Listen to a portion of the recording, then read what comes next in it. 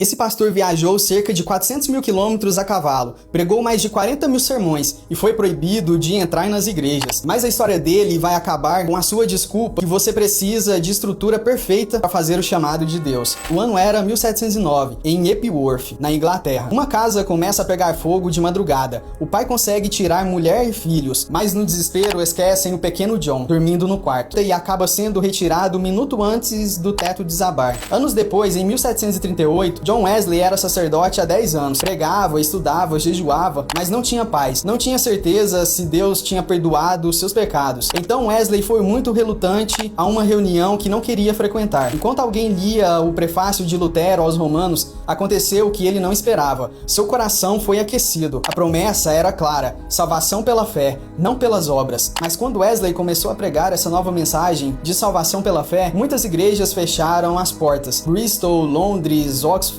enfim. George Whitefield, um amigo pregador, convidou Wesley para assumir sua pregação em Bristol. Em 2 de abril de 1739, Wesley fez o impensável. Registrou no seu diário, escrevendo que se submeteu a ser mais vil, pregando para cerca de 3 mil pessoas no campo aberto em Bristol. Acabou viajando cerca de 400 mil quilômetros a cavalo. Sim, isso daria 10 voltas ao redor do mundo, e pregou cerca de 40 mil sermões. O mesmo homem que disse que salvar almas fora de uma igreja seria quase um pecado, entendeu que Deus estava nos campos também, não só nos púlpitos. Em 2 de março de 1791, Wesley acabou morrendo aos 87 anos. O resultado? Hoje há cerca de 80 milhões de metodistas em 138 países. A lição que John Wesley nos ensina: ou você decide ser amado por todos vivendo no conforto pessoal, ou aceita o chamado de Deus e o desconforto do mundo. John Wesley teve a promessa clara aos 35 anos. A prova foi submeter-se pregando em campos quando as igrejas fecharam as portas. O processo durou cerca de 53 anos, viajando 400 mil quilômetros. O propósito foi criar um movimento de 80 milhões de pessoas. A diferença entre o crente e o cristão aqui é clara. Crente quer ministério sem sacrifício pessoal. O cristão entende que não dá para ter um ministério sem um mínimo de sacrifício. Eu sou o Matheus Francelino e analiso as maiores decisões e estratégias aplicadas pelas maiores personalidades cristãs,